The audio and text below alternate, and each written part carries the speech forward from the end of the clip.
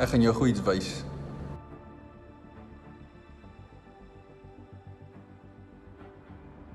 Interessant, né? Kom ons kyk gou wat sê die Bybel. Kom ek lees dit gou vir julle. 2 Korintiërs 3.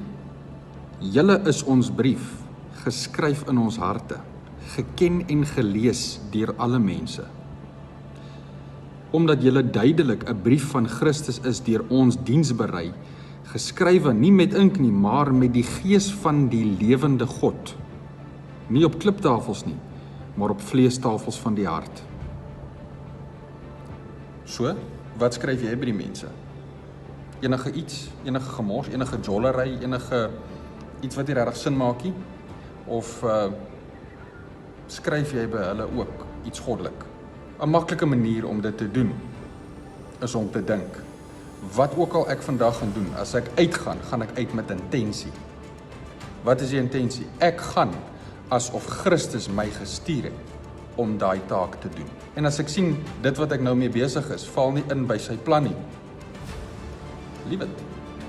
Los dit uit. Dit behaag hom nie, so dis nie goed vir jou ook nie. Mooi bly.